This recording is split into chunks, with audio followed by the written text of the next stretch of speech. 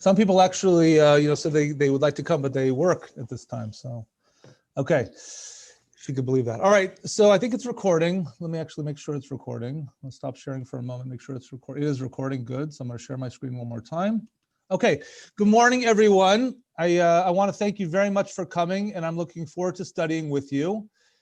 This is designed as a 5-part series on Megilat Esther, and I'll talk a little bit in a moment about what we're going to study today and in the future. But I want to share first of all just some introductory context to the class. That this really started out of COVID, and from two perspectives. One is that unfortunately, the school, to all but the students and the faculty, is basically a hermetically sealed box. Volunteers can't come in, parents can't come in, guests can't come in for the most part. And so it's a time that the school feels somewhat closed, and we want to find ways to open the school and to make the school feel once again open to the public as we would love it to be, and please God, in the future it will be once again. And so this is an endeavor to try to open the school and to show some of the things that are going on within the school and the education that's happening within the school. That's number one. Number two is Zoom is incredible. Although we had Zoom or we had other devices before COVID, of course, this is a new, everyone knows how to use it now. And so this is an opportunity for us to use Zoom for the power of teaching Torah. So that's what today's about, and the next five sessions, and that's what inspired this class. Okay, so we're gonna start in. I have a lot of material that's prepared, but I certainly don't want my speed or the amount of material to stop you from asking any questions. So I want to invite, at any time you have a question, please feel free to, you can mute yourself now, and then you can unmute yourself if you have a question. It may be a little bit easier so that there aren't distracting noises, but I do really welcome you to, this should be more of a dialogue and more of a class as much as is possible. So please feel free to ask any questions that you have as we go along. I would encourage you to maybe mute now, and then if you have a question, to unmute yourself whenever you have a question, but you're free to unmute yourself at the time. So, and if you need to mute yourself, please just push at the top right hand, just hold your cursor over the top right hand side of your screen and just push the button mute. That's probably a good idea to do that now. Is connected, but it's not working. Maybe I'll just mute everyone, and then I'll mute all. Actually, I'm gonna mute all, and if you have a question, you can unmute yourself. Okay, great. All right. So again, I've muted everyone, but please feel free to unmute yourself and ask a question. Okay. So when we look at, again, this is we're studying here Megilat Esther as we advertised, and this is Megilat Esther in 5 parts. And as a form of introduction, when we think of Tanakh, when we think of Torah, Nevi'im, Ketuvim, when we think of the Bible, what qualities do books have that make them appropriate to have been included in the Bible? So, and this is, I would like your response. So, anyone, please, what qualities do books of the Tanakh have that make them suitable to be part of Tanakh? Please just unmute yourself and say and answer, please. I would say if it tells us a lesson, it gives us a lesson on something important, belief in Hashem, or something, how to act as an individual, that kind of thing. Great. Okay. Anybody else? That's great. Good answers. Anybody else? Some level of Ruach HaKodesh. Oh, some level of Ruach HaKodesh. Very good. Okay. So this is a divinely either prophetic book in some way, either it's actual God speaking, or it is information that God has given to us through some source. Very good. What else? Anything else? How about the style? Is there anything about the style? Okay, so I put down, there's no right or wrong answer on this, although I think that there are some qualities that certainly are right and some qualities that certainly are wrong. But I would say that, timelessness, being a classic, being eternally relevant, those are at least, relevant in the long term, those would be qualities of the Bible. And certainly in terms of subject, dealing with mitzvot, dealing with divine providence, dealing with personal perfection, moral development. These are the Ruach HaKodesh. These are the qualities that make a book at least suitable to be included in the Bible. There were many books that were not included in the Bible in the canon. For example, the book of Chashmonaim. So Megilat Antiochus. These are books that were around, but they were not included in Tanakh. Esther was included in Tanakh. The book of Esther was included in Tanakh. So what messages, and this is going to be a big question, we don't need to answer right now, but this is like a big overarching question for the 5 sessions. What messages does Megilat Esther contain that make it appropriate to have been included in the Bible? So I'm going to put that out there. We don't need to answer it right now, but these are really some of the questions. These are really the question that we're going to be dealing with over the next five sessions. What messages does it contain that make it appropriate to be included in the Bible? Okay, if we look at the Rambam, which is the next section, Maimonides. So Rambam has an interesting halakha, which you may very well have seen before. And this is regarding the book of Esther. And he says, all prophetic books and the sacred writings will cease, he says, levatel, to be recited in public. That's a comment here. But anyway, during the Messianic era, except the book of Esther. Let's say it one more time.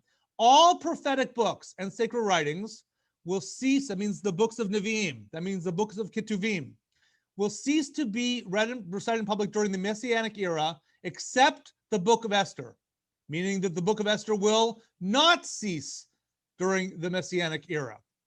It will continue the book of Esther will continue to exist just as the 5 books of the Torah and the laws of the oral Torah that will never cease.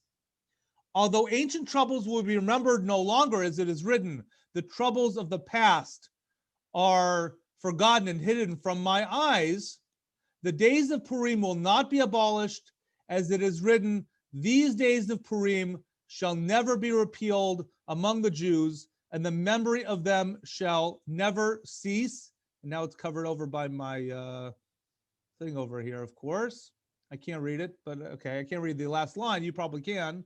Let me see if I can move this. Cease from their descendants. There you go. Okay, so that is a statement that not only does the book of Esther, not only is it part of the canon, but it is different than the Nevi'im, which were written before it, and it's different than the Ketuvim, which were written before it, in that it will not cease to be recited in public, and it will not be cease to be a very relevant book during the Messianic era.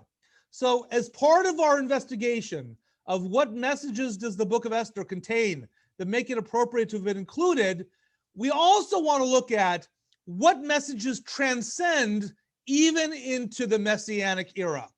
And again, let's not answer that question right now, but let's keep those questions in the back of our mind as we're studying and getting involved in the book of Esther. Okay, again, let's, any questions, please feel free to ask, unmute yourself and ask. Let's continue. Okay, so as we study, so we are over these 5 sessions, or at least 4 of the 5 sessions, we are really going to focus on the commentary of the Malbim, Rabbi Meir Leibush Ben Yechiel Michel Visser. He's the Malbim. Why the Malbim? That's a good question. So the Malbim is, I've taken reason. I'll kind of give you a back step. I've recently taken to the Abarbanel, and the Abarbanel has not the Malbim, different author, different commentator, but they share one style which I've really appreciated, and this is what turned me on to the Malbim. They are very transparent in their thinking and in their writing. So they put their questions on the table, and they write in a way that engages the student very much, or the reader very much, as to what the thinking process is. And it's that style I saw in the Abravanel, and the Malbim has also, who, although he was 400 years later, but he has that style also 350 years later. It's that style, and you'll see this style, hopefully, if you have the chance, or we have the chance to see the Malbim inside. This style is something that attracted me. And the Malbim has a very, I believe, elucidating and novel interpretation of the Megillah, and that is the style that I want to learn with you over these next few weeks. Okay, the Malbim lived in 1809. He died in 1879 in Ukraine, and as I said, he he strikes us in terms of being so articulate and so transparent in his questions. Okay. I'll say just one more point before we get into the study. That 2 points. One is this study we're going to do is maybe a little different than what we've done before. It's going to be a character study. What I mean by that is that what I anticipate doing, certainly starting today and moving forward for the next sessions, is to take one character of the Megillah per week and investigate that character in a non-linear kind of a way. So we're going to take different pisukim or different passages from different parts of the Megillah, and we're trying to build a profile of a different character of the Megillah each time. Today it's going to be Achashverosh. But that's the idea. So as opposed to reading through the Megillah in a linear kind of fashion, which has a lot of purpose, and that's how the Malbim, by the way, shares his commentary, we are going to engage the Megillah through a character study using the Megillah, of course, and also using primarily the commentary of the Malbim. Okay, today's topic will be, or today's character of the day will be Achashverosh. Okay, and I will say one more thing, and then we'll dive in, is that I believe each class is standalone. I certainly would love for you to come 5 times, and that would be great. And I'll reference things as we go along the way, things that we've said before, but each class really is standalone. Okay, with that introduction, 10 minutes already, we got to get into it. Let's go. All right. So Achashverosh. All right, the Malbim starts off his commentary with a very unique introduction. And you got to remember, the Malbim lived in the middle 1800s. He lived 50 years after the American experiment started. He lived 45 years after the French Revolution. He lived in Europe, but he was aware of these things. And the Malbim says to understand anything about the Megillah, and certainly Achashverosh, you've got to understand 5 things about monarchies. There are absolute monarchies, and there are limited monarchies. What are the qualities of different kinds of monarchies? So in history, there have been absolute monarchies, Paro, Nebuchadnezzar, and others. And there have been many, and those are just in Tanakh. And there have been many limited monarchies. In America, we don't have a monarchy, but we do have a limited form of government where there's no one branch of government or one person who has all the power. So too, even in a monarchy, even in a king situation or a queen situation, you also have monarchies that are limited. They're limited in the way in which it's structured. So what are these 5 qualities that define either an absolute monarchy or a limited monarchy? Okay, so the first way is in the relationship with the populace. So in an absolute monarchy, the king owns the people, basically. The king can tell the people exactly what he or she wants them to do. They're basically slaves. In a limited monarchy, the king has rights to, in certain kind of ways, but really don't own the people. They have some level of autonomy, and he can direct them. He can conscript them for war, for example, but he can't say, you can only be a farmer and you can't be a doctor. No, I mean, in a limited monarchy, people have rights too. 2, in terms of the treasury, in an absolute monarchy, the money and the king are synonymous. The king can do whatever he or she wants with the money, and it's unlimited. In a limited monarchy, so the money belongs really to the government. The king has to use the money on behalf of the people, and the king can take people's money for taxes. That's true, or for war. It's true, but it's limited in other ways. The money has to be used on behalf of the people.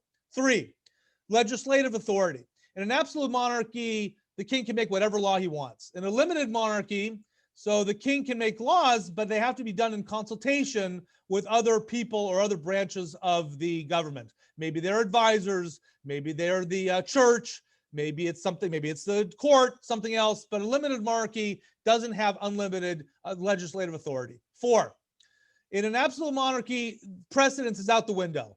In the king wants to do whatever he wants to do or she wants to do, go ahead. That's the way it goes. Whatever happened beforehand is out the window. But in a limited monarchy, the monarch is bound by precedent. If the previous king made a rule or the previous king made a law, so that new king is bound in some way to that precedent. Finally, says the Malbim, in absolute monarchies, they can take up their seat of government wherever they want. In a limited monarchy, it's not like that. There is a place for the capital, and that is where the new king has to sit and cannot change the seat of government. Think America. Governor Bill Lee of Tennessee wants to move the capital to Memphis. Forget it. He's out. He can't make the decision on his own. He has to be in Nashville. But in an absolute monarch, the king can move the seat of government wherever he or she wants. Okay, so that's political science 101. I say, think of when the Malbim lived, because, if you think about the 1800s, you think there's huge transitions in terms of understanding of governments. And I think it's very interesting that the Malbim feels that it's important as an introduction. We'll see how this introduction is so important, but it's interesting that he lays this out as a premise before studying Achashverosh. Any questions before I move on?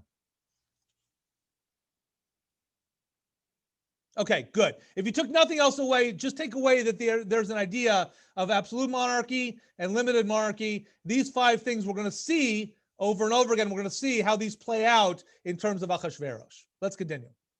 Okay, let's dive in. So what I want to do is I want to read with you these 2 psukim, actually 1 pasuk in the beginning of the second pasuk.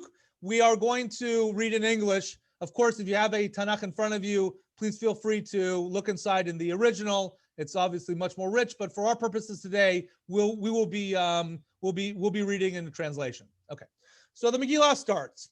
It happened in the days of Achashverosh that Achashverosh, who reigned over 127 provinces from India to Kush. I'm not translating Kush because it's not clear what Kush means. In those days, when King Achashverosh occupied the royal throne in the fortress Shushan. Okay, so just notice a couple things that I want to point out. That Malbim points these things out too. Look at the first pasuk. It talks about Achashverosh by itself with no modifier. He was not a king. In the second pasuk, all of a sudden, he's a king. That's interesting. Okay, number 2, another point. This is the first time that Shushan is talked about in other places, in Tanakh, not in other books, Daniel, for example. This is the first time that Shushan is actually recognized as a capital, Shushan Abirah, Shushan the fortress. It is in other places, it's just a city. It's just a city. Okay. So those are the psukim, and now we're going to go to the Malbim's interpretation of these psukim. Okay. So the Malbim explains, and everything I'm going to say now is the Malbim as explanation of those psukim, or my interpretation of the Malbim's explanation of those psukim. Okay. And I'm not going to differentiate. I may not in all cases say these are my ideas and that's his idea. Most of what comes is his ideas, and I'll try to tell you if I'm saying something that he didn't say. I'll try to. Okay. So let's think about Achashverosh, and we're building on these psukim over here on the fact that the Megilat calls Achashverosh by his name and then later calls him a king. And so what the Malbim says is that we have to, the Chazal explain this to us, the rabbis explain, that that Achashverosh started off as a commoner. He was a stable boy. He had no shakes. He wasn't from a royal family. He wasn't anything special in terms of his background. We'll see that he was special in terms of his personality characteristics and his ambition, but he wasn't special in terms of his yichus, in terms of his background. Okay.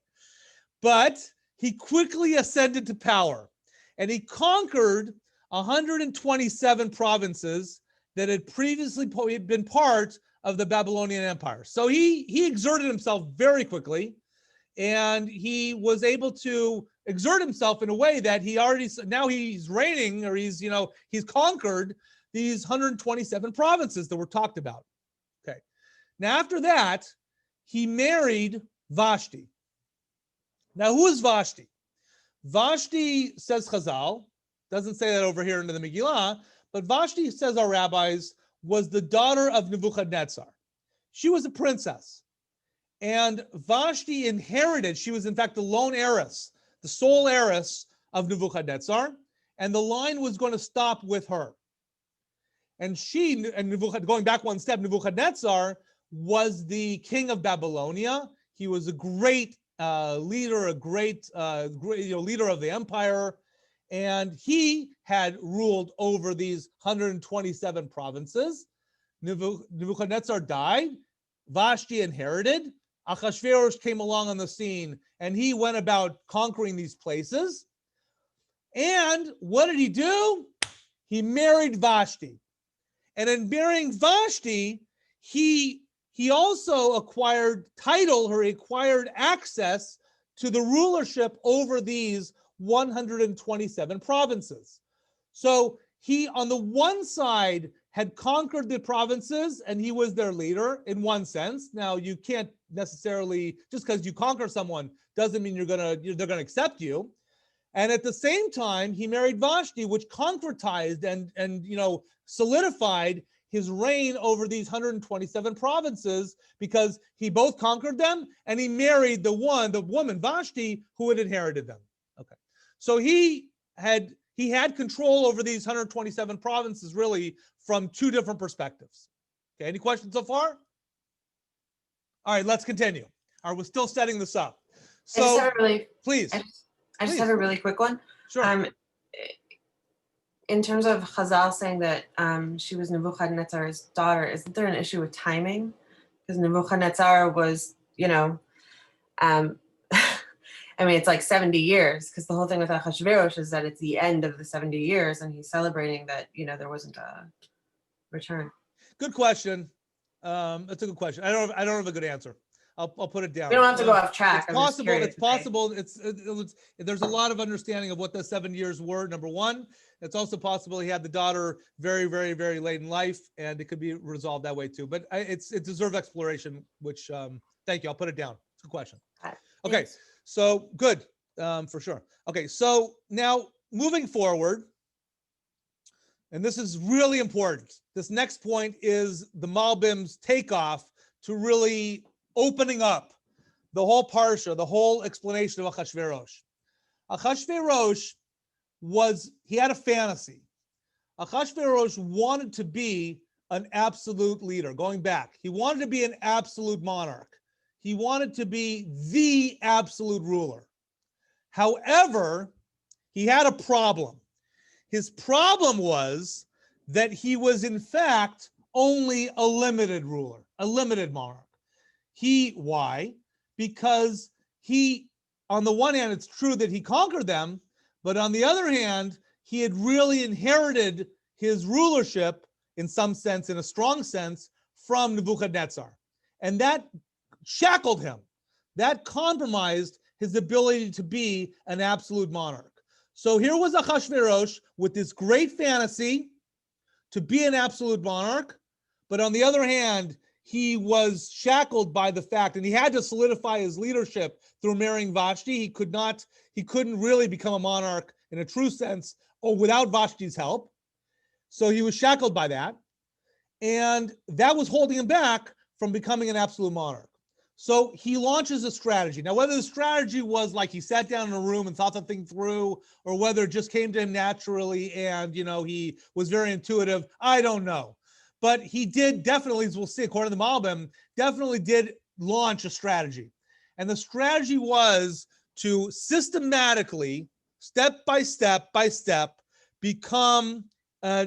move from becoming a limited monarch, limited ruler, to becoming an absolute monarch in a step-by-step fashion. And he actually did it very, very quickly, amazingly quickly. It happened, I think, over the course of 3 years or so. So it was an effective strategy. It was based on his fantasy to become, and I use the word fantasy because Malbim uses the word lihit nakel, which is a word that is rooted somewhat in him fantasizing about plotting. So it's interesting. That's why I use the word. And he had this problem, but he launched a strategy in order to solve the problem. Okay. Rabbi, Please, quick question here. please. Wasn't Nebuchadnezzar an absolute monarch? Yes, he was an absolute monarch, but when he gives good. So go ahead. So keep going. So what's your question? Go ahead, please. So the question is, number one, Nebuchadnezzar was an absolute monarch. Yes. And if Achashverosh is conquering, like what, I'm not sure I know what happened to Nebuchadnezzar and how Achashverosh comes onto the scene. Okay. Achashverosh conquers 127 provinces. Presumably he's conquered it from Nebuchadnezzar or someone directly in Nebuchadnezzar's line. Good question. So I'll say a few things. One is these things are fluid. So when we talk about conquering, it's not like in Risk where, you put your green pieces there or red pieces there, and then, you roll the dice and you conquer new territory. You have to win the people over, and it's a process. So you may conquer in the sense that you have some military control, but you have to win the people over, and we have to win the people over to actually follow you as their leader. So when we talk about military control, it's not yet really been concretized in the sense that, yeah, it's true that in name he's conquered them, but he hasn't won the people over. That's point number one.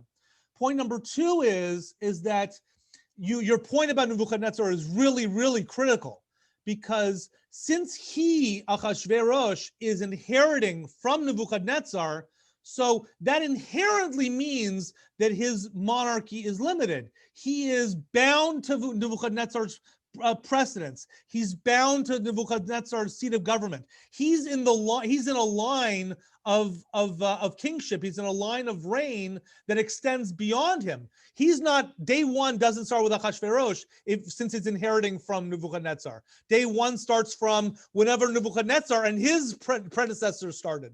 So his marrying Vashti was a ploy to help create control over these places, but in doing that, he shackled himself with precedence of being tied to Nebuchadnezzar and his original power.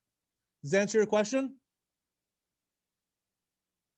I think so. I'm not sure my question is so concretized in my own mind. Okay. But again, if Achashverosh is a commoner and somehow he is now the monarch, something had to happen to this commoner to allow him to become monarch.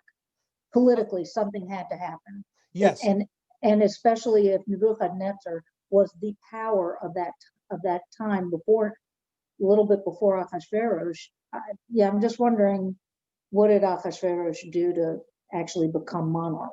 That's a good question. But let's just take it. That's a great question. In other words, the dynamics of what happened to get him into a position where he could actually start conquering is a great question. But let's just assume, and this is an assumption, let's just assume he put together an army and he was able to pay them however he was, and he got that army together and they just started on a rampage, started conquering. Nebuchadnezzar had waned, and maybe he even died, had died, and he inherited in name. He inherited to Vashti, but Achashverosh is now on the scene and he's making bones and he's trying to make his bones. So he has these 127 provinces that are, now tacitly under his name, but he really doesn't have total control over it yet. And so he marries Vashti, and that really concretizes his control over these 127 provinces. Okay. So the first part of Achashverosh's plan is to move the capital. Okay, and the Malbim says, I know this because look at what the pasuk says. He says, when King Achashverosh occupied the royal throne in the fortress Shushan, meaning to say that there was a time when King Achashverosh occupied a different royal throne, right? And that royal throne, says the Malbim, was in Bavel, was Nebuchadnezzar's throne.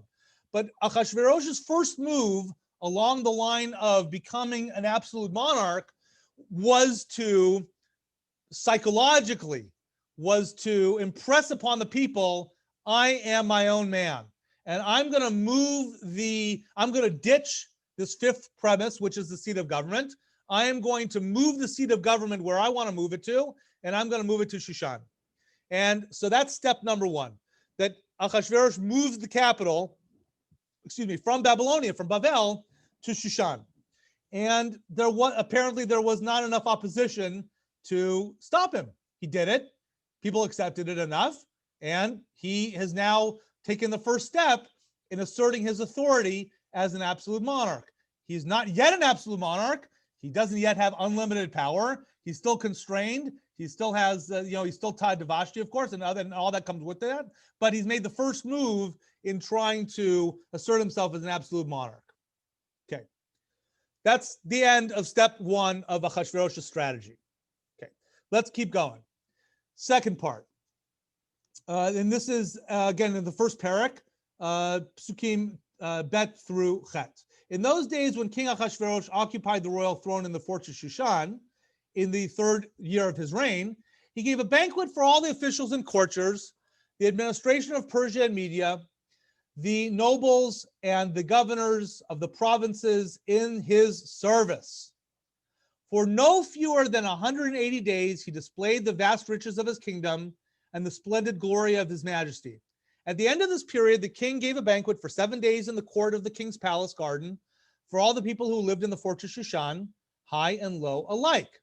There were hangings of white cotton and blue wool, caught up by cords of fine linen and purple wool, to silver rods and alabaster columns, and there were couches of gold and silver on a pavement of marble, alabaster, mother of pearl, and mosaics. Royal wine was served in abundance, as befits a king, in golden beakers, beakers of varied design. And the rule for their drinking was no restrictions, for the king had given orders to every palace steward to comply with each man's wishes. Okay, so this set of psukim we're familiar with describe these two parties that Achashverosh launched upon his taking up as his capital, Shushan. Okay, so there are a few things that strike us in this description of the party, and by us I mean the Malbim as well. Number one is its extravagance. It was lavish. My goodness, and the description is lavish. It's beautiful. And Chazal even refine even more about the lavishness. The Chazal say that there was a beaker that contained a wine bottle and a glass within the wine bottle, so that when you tip the wine bottle over, the wine would go directly into the glass, and each person would therefore have his own bottle of wine together with a glass, so that no one would have to bother anyone else. So the extravagance and opulence of the party was incredible. But as we think about it a little more, though, let's think about the party and how the party itself might have advanced Achashverosh's designs to become an absolute monarch. Okay, so one way that these parties, or this first party certainly moved his agenda forward, is go back to what we said about limited monarchs and money, and think about what Achashverosh did. If I asked you the following question, who was the party for, and who did the party serve in terms of using all this money from the treasury, how would Achashverosh be able to answer that question? Who was the party for? Go ahead. Let me go back. Who was the party for? It was for everyone, rich and poor alike. Excellent. It was for, read it. It was for all the officers and courtiers, the administration of Persia and Media, the nobles and the governors. By the way, it translates courtiers. Just a word that we may know is avadav, right? His courtiers, okay? His avadim, okay? And the nobles and the governors of the provinces in his service. Okay, so the party was for everyone. So if I asked Achashverosh, how dare you use all this money that cost to make this party, he would say, it's for the people. It's for all the people. I'm using the people's money for the people. But in fact, if you think about the perspective of Achashverosh's designs on becoming an absolute monarch, what did the party serve?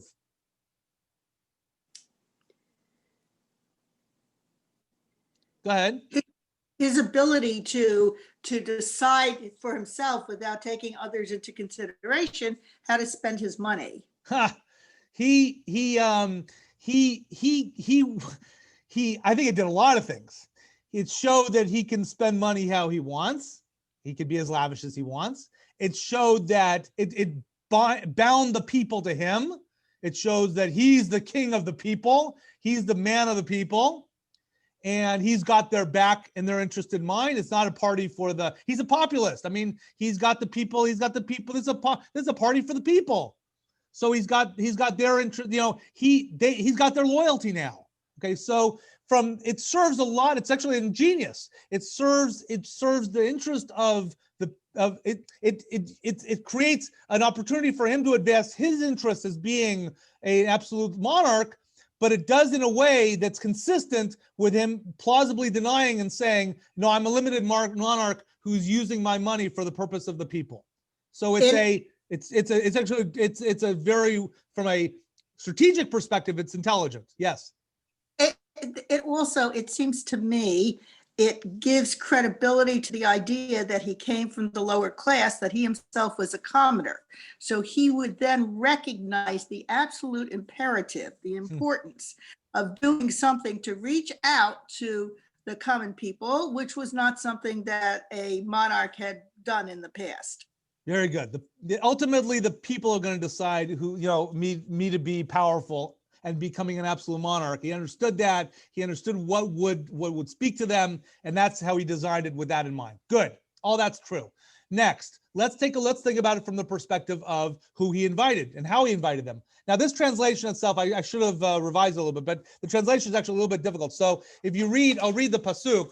The pasuk actually says that in terms of I'm focusing here on who was invited. So he gave a banquet for all I'm going to freely translate a little better. He gave a banquet for all of his officials and servants, the administration of Persia and Media, the nobles and the governors of the provinces before him. Okay, what is weird about the order of this list of the guest list? What's weird is the placement of servants. Servants should come last. In any list that you would imagine, servants are last. But over here, it says he gave a banquet for his officials and his servants. And then he says the administration, the nobles, and the governors of the provinces that were before him.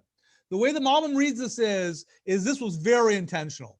It was his people who came in place first in terms of he invited them. And secondarily were the officers, etc., who were part of the ruling class of Shushan before Achashverosh had been there.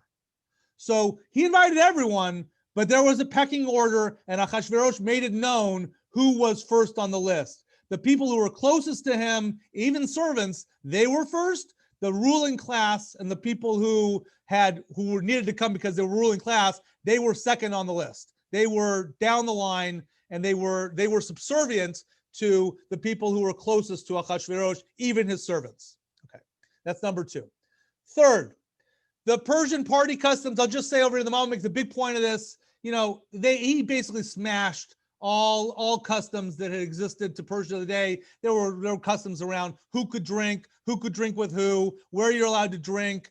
Even the after party, generally people were invited like this. No one got to go to the king's court, so except for very limited people. So he smashed all these customs. Okay, so we're going to leave it over there. But the point is that he was just an iconoclast. He was breaking rules left and right. He was appealing to the people, and the party was effective in moving his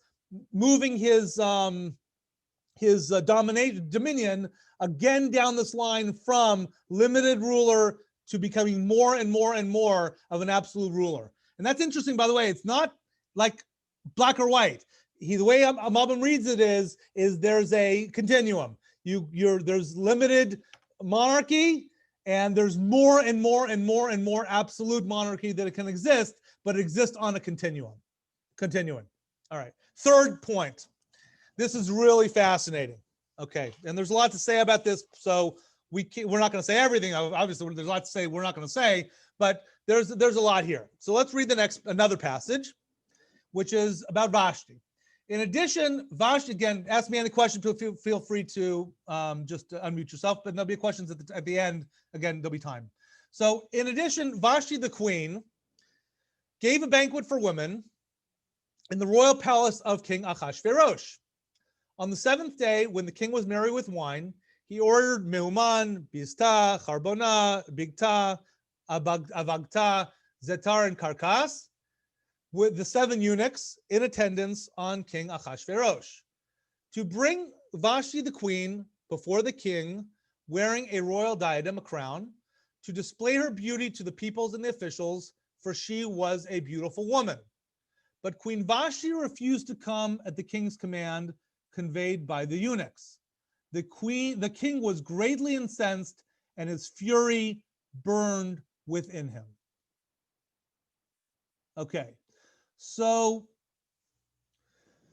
there is a lot here, but what I want to encourage you to do is try to read this from fresh eyes without thinking about all the chazals that we know about Vashti. I'm not, please don't hear me wrong, I'm not taking a stance around chazal and the truth of chazal.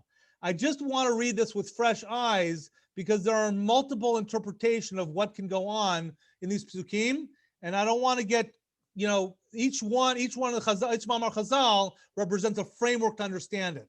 But I want to represent Malbim's approach to understanding this, and so I want to read it from as much as we can fresh eyes. So one example, I'm sure that many of us are familiar with the chazal that say that Achashverosh asked Vashti to come before him only wearing a royal diadem, i.e. in her birthday suit. Okay, that doesn't say it in the psukim.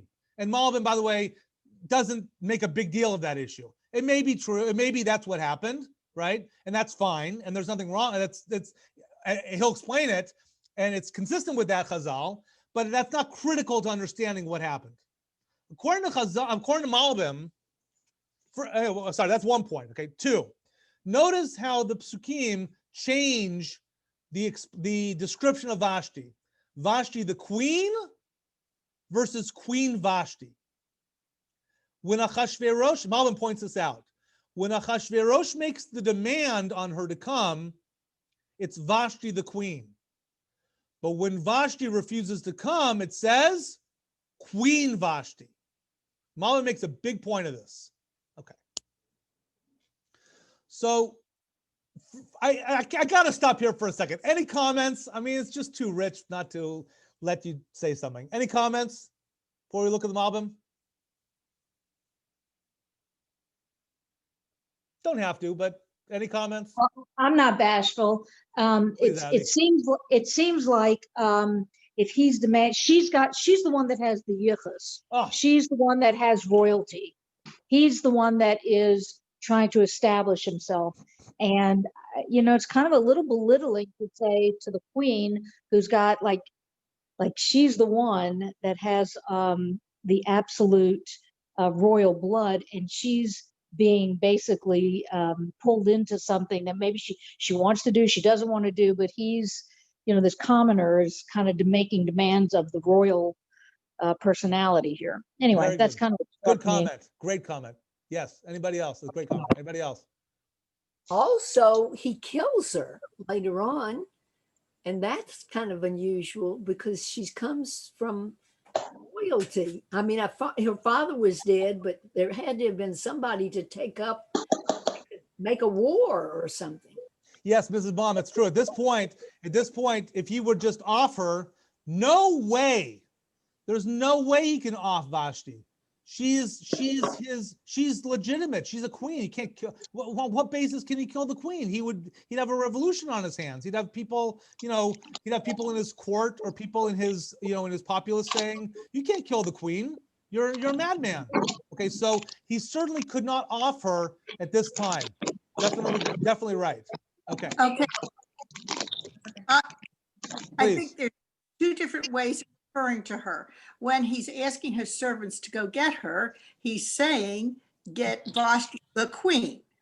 But when she refuses, it's Queen Vashti. What does that mean to you? How do you read that? Good. So her refusing is standing up for her title. I am Queen Vashti. How dare you insist that, I come at your demand in whatever you're demanding. But when he's giving his orders, he's kind of saying, go get Vashti.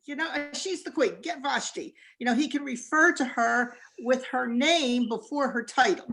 Very good, Mrs. Kudleroff. That's very good observation. Okay, I so think also, yeah, go ahead, please. I think also that, just like Ms. Kollarov and Ms. Kaplan said, that, Queen Vashti is Q with a capital Q. And as opposed to, Vashti, basically my wife, who happens to also be the queen. Except it's interesting what he commands for her to bring, right? She has to show up with her crown.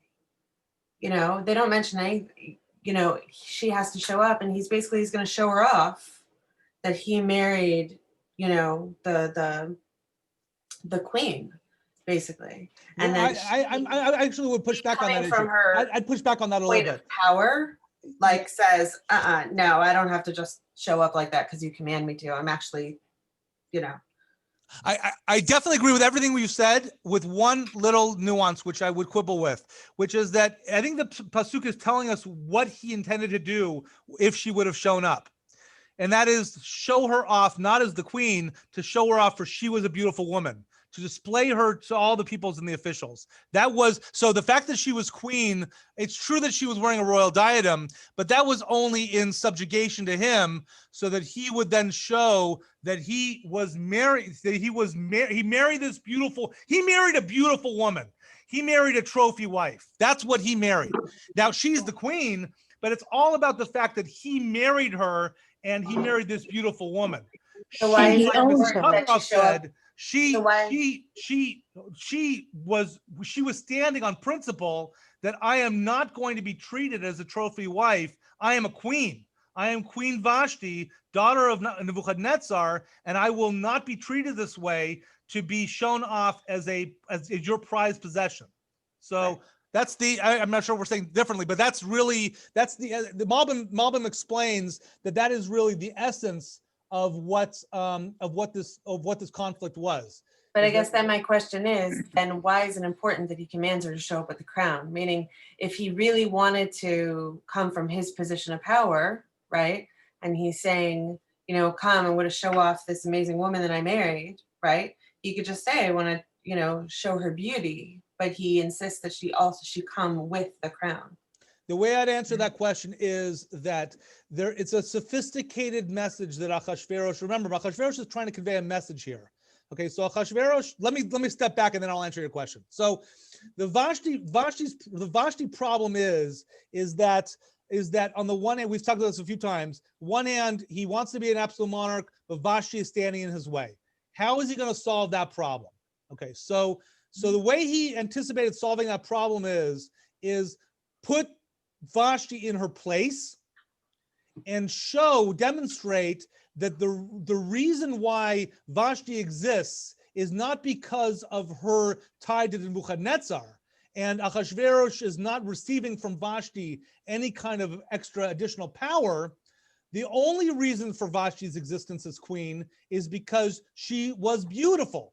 And that message was the message he was trying to convey.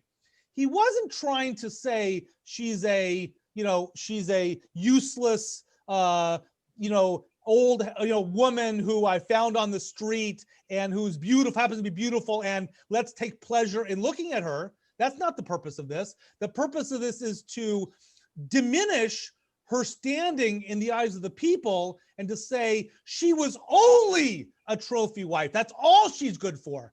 But she's a queen. It's true she's my wife. I'm still going to esteem her in the sense of she needs to wear a crown, right? She's the queen, but she's a queen by virtue of I chose her to be my queen because she's beautiful. So wearing a crown made perfect sense from this perspective, but Queen Vashti was onto the game. She understood that in coming and showing up, that she'd be tacitly giving approval to Achashverosh, making the statement that all she's good for is being a trophy queen. Okay. So I'll just stop over here for a second, and I want to explain, and we'll go this actually more in detail next week with Haman. But Haman, it wasn't so simple for Achashverosh to just kill her. And we'll talk about why that is next week. But Achashverosh actually, with Haman's guidance, launches a whole plan as to how to put Vashti to the side. I'll say that one interesting thing is that Achashverosh, according to the Malbim, and I'll call on Tracy just 1 second, that Achashverosh loved Vashti. So it's not so simple as to say that Achashverosh was this just megalomaniac that didn't have any feelings. No, he actually loved Vashti. It was complicated. He loved Vashti. He in fact, according to the Malbim, he actually wanted her to continue as queen. But as we'll see next week, he got stuck because of what happened. He couldn't just keep her around. Okay, we'll talk about more next time. But in fact, Achashverosh loved her, and if he had his druthers, he would have kept her around. So it's not so easy as just to say, let's not. This is what I love about the Malbim, okay? It's not simple. We can't just, not like moving risk pieces, and it's not just like thinking about, individuals, who are just, two-dimensional. Achashverosh was a man who was trying to become an absolute ruler. There was a process involved. It took some time. It took strategizing, and he loved Vashti. He needed to get rid of her, but he loved Vashti. So his first intent was really to try to move her to a place where she actually ruined his plan. He wanted her to show her off, and then his plan would have been complete. He would have been an absolute monarch. She put sand in the gears, and she didn't allow him to execute a strategy the way he wanted to, and he had to adopt an alternate strategy. Okay, Tracy, please. You waited a long time. Might be muted. Now you can hear me. So it says Vashti gave a royal party in the palace just for the women, which was a comparison to Achashverosh's party, which was for everybody, free for all, like I'm thinking big fair and everything. Yeah. So that's quite different. If you're picturing how a royal person would give a party versus if you say didn't come from royalty, gives a party. And then I would think that he would need Vashti in order to legitimize his rule, and show a connection between the two of them. And by her refusal, that just showed that he was not royalty and not able to rule the land. And that in fact probably made him even more angry. I think you're identifying exactly the problem. You're exactly right. She hit him right between the eyes with refusing to come. She hit him right between the eyes, and she was trying to assert herself and say, no, you're not an absolute monarch. I am a partner with you, and you need me, and I'm a partner with you in this endeavor, and therefore you will stay limited. I mean, she wasn't saying this in words, but her actions were saying, you're a limited monarch and you need me. Achashverosh could not be satisfied with that because he wanted to become an absolute monarch. He wanted both. He wanted Vashti around. He loved her, but he also wanted to become an absolute monarch, and he was stuck. And you'll see next week he was forced to make a decision here. But at this point, he was angry because Vashti was throwing sand in the gears of him getting to become an absolute monarch. She stood in his way. She stood in his way, exactly. Vashti was Achashverosh's street cred, right? Yes. Right. But Vashti, from her own perspective, if she is royalty, she doesn't need him other than the fact that she's probably a woman and she's in a man's world. I don't mean to get political here, but she's not a ruler. He's the ruler, even though so in other words, he may have loved her. She may not have loved him so much. He might have been, no. I mean, he might have been necessary for her survival. Right. She was the last heir, so she married. Yeah, that's a good point. Yeah, that's true. She may have had her own designs on this marriage. That's a very good point, right? But what this shows you, that's a very interesting point for exploration. But what this shows you is that she was the daughter of a queen. She was a princess. She had self-respect. She had self-standing. She had political acumen. She was a smart woman. She also had a party. There were reasons for all these things. And at this point in time, she needed to make a stand. She is not coming to that to show off her beauty in front of the king and just being his a tool for his political machinations. Exactly. Okay. Sure. Someone had a little bit comment? more Please. meaning to the fact that he wanted her to wear her crown, and the fact about her beauty. So by forcing her to come, she's coming with her crown on, showing he's gaining more toward absolute power.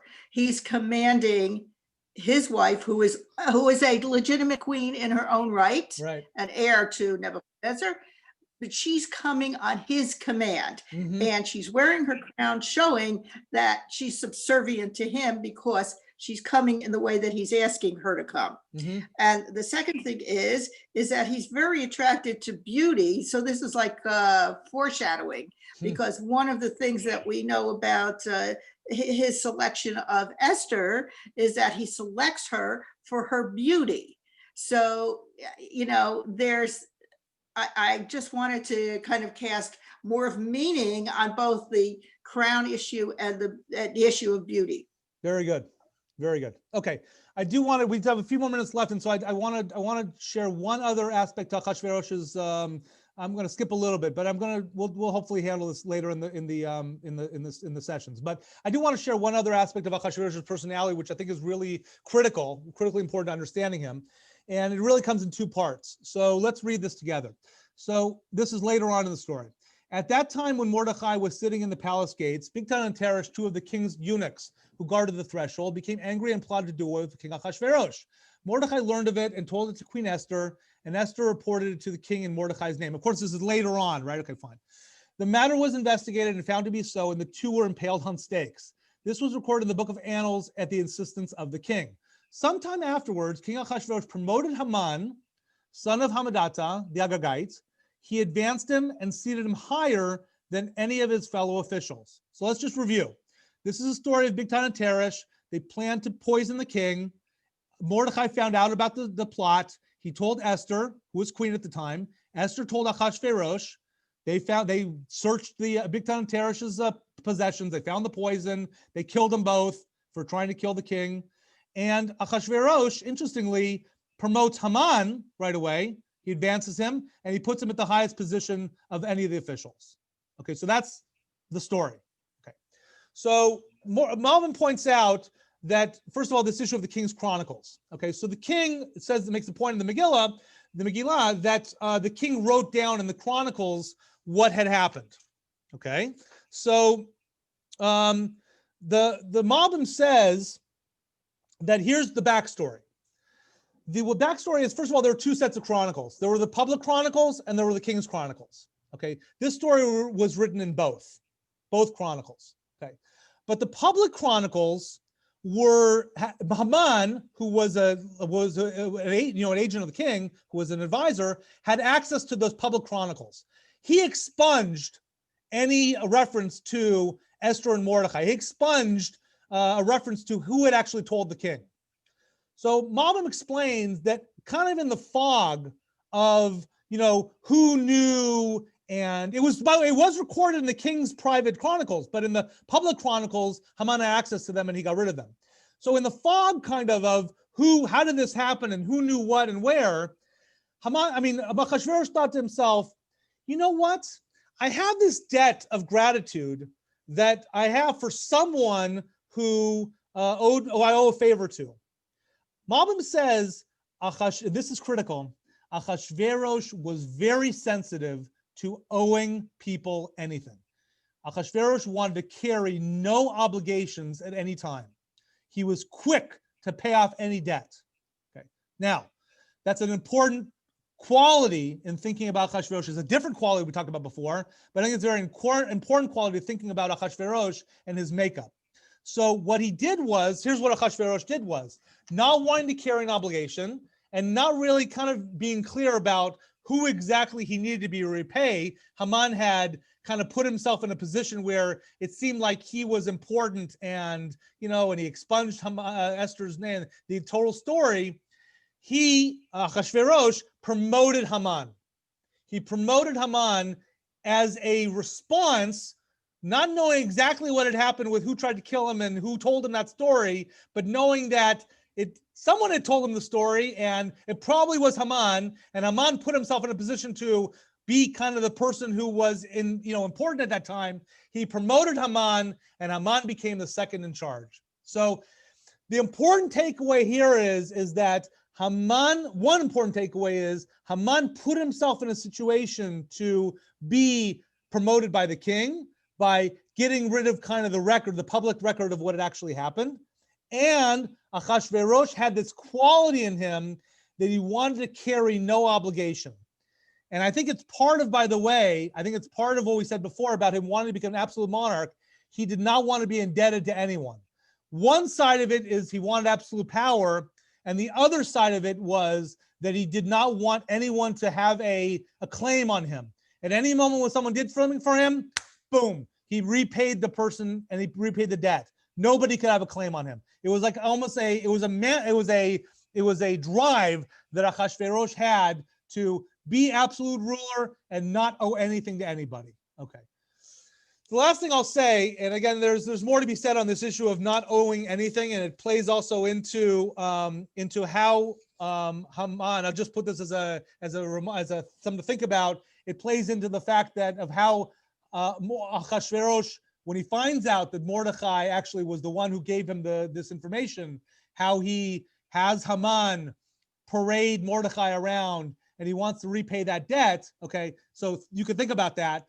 But it also is very important to think about the story from the perspective of Hashem's miracles. And we'll end on this point, is that when Hashem performs miracles in the world, so generally the general principle about God's involvement in the world is that Hashem puts the medicine in the world before the sickness comes to be. Hashem puts the medicine in the world before the sickness comes to be. So what's the example over here? In this situation, Hashem created the situation, the king, to be in a position where he owed Mordechai a favor, although it was unbeknownst to the king at this time, and unbeknownst to Haman at this time, although whether Haman knew this or not, it doesn't really matter, but it was unbeknownst to the situation. Hashem put that as a flag into the reality. There was going to be a whole tough times for the Jewish people over the next few months. Haman was going to threaten to kill them. They were going to fast. Their life were on the line. They were going to pray. All these bad things were yet to come. But it was that flag that Hashem had planted of Mordechai knowing about the plot and Achashverosh owing Mordechai because of that plot. That's what will ultimately be, and Haman trying to advance himself on Mordechai's dime, really.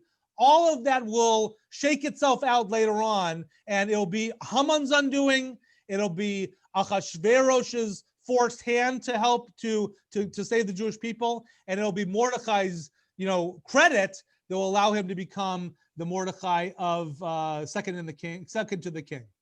So with all that together, let's just summarize. We have this Achashverosh character who has designs on becoming an absolute ruler. He is stuck. He makes a strategy to move himself steadily to become an absolute ruler. And in fact, he does get to that position through moving the capital, through having the parties, through maneuvering Vashti to eventually getting off the scenes.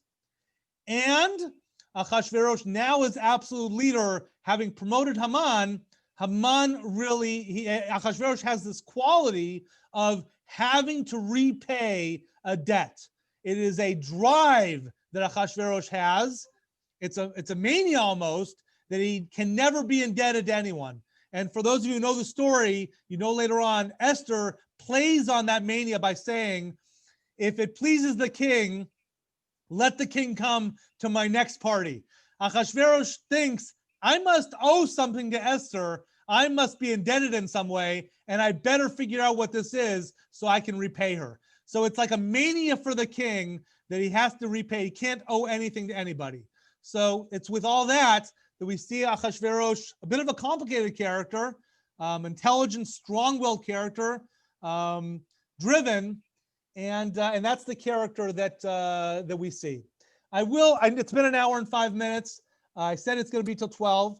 I did, for anyone who can stick on, I do want to make one point before we leave off about why this is important that we include, that the Megillah incorporates this first parak involved, but certainly this time it wouldn't offend me if you feel you need to go. So, but I would like to make one more point.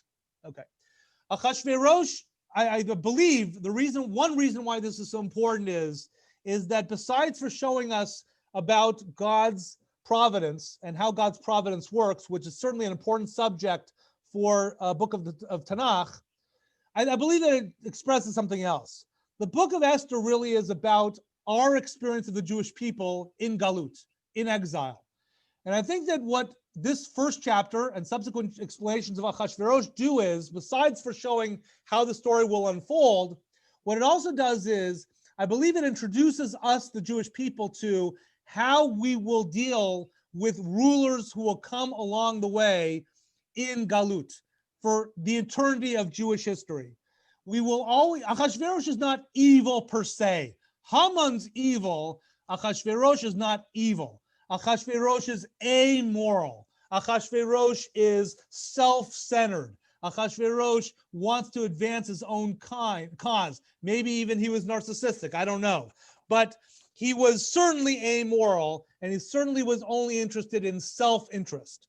So what I think that Achashverosh does is provides a model for us with dealing with rulers that will come all the way through history, leaders who were not particularly caring of the Jewish people, don't really want their destruction, and don't really want their advance, doesn't really care about that issue, is cared about one thing and one thing only, self-interest.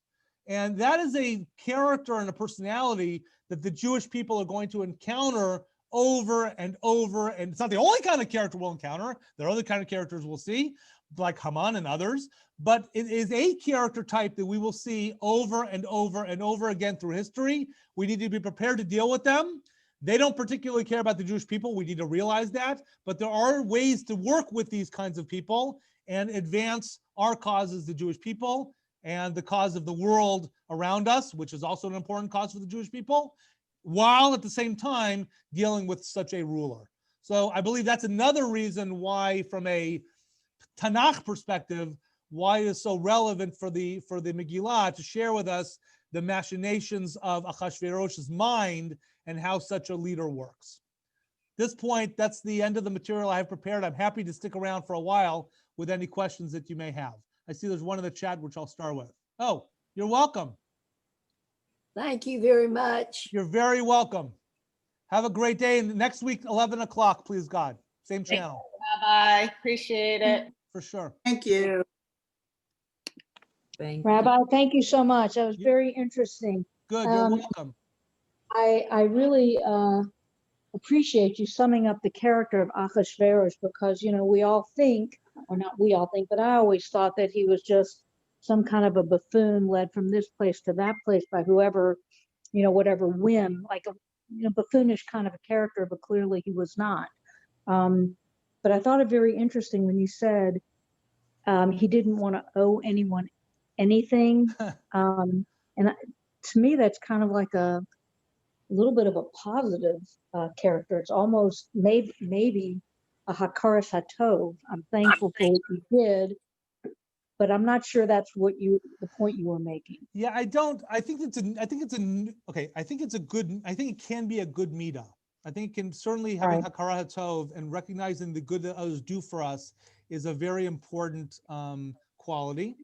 And I will say that in anything that we do that's positive, human beings do, it's always on some level self-interested. That's just being a human being. It's very hard, or very even close to impossible, to do something purely for the right reason. That's why meit mitzvah, that's why burying the dead is like the ultimate chesed, is because it can't be repaid. But all other cheseds we do are generally somehow tied in with some self-interest. I would just say that in this case, it seems that his repaying the good was, I think, more tied to self-interest than the average person. I'm not saying that it's certainly good to repay the good, but his self-interest was of a type where it was like almost compulsive, as opposed to the normal situation where we want to repay the good because we realize that we like to make sure that others have the good things happen to other people and not just to us. I hear that. Rabbi. Baksha. It was very interesting. I enjoyed it, and it was easy for me to follow you. I like the way you're talking and everything, but thank you very I'm glad much. you enjoyed. I'm glad you came. Hopefully next week. All Please right. God. Shavua B'ezras Hashem. tov. Have a wonderful Shabbat Shabbos, shalom. everyone. Bye. Bye.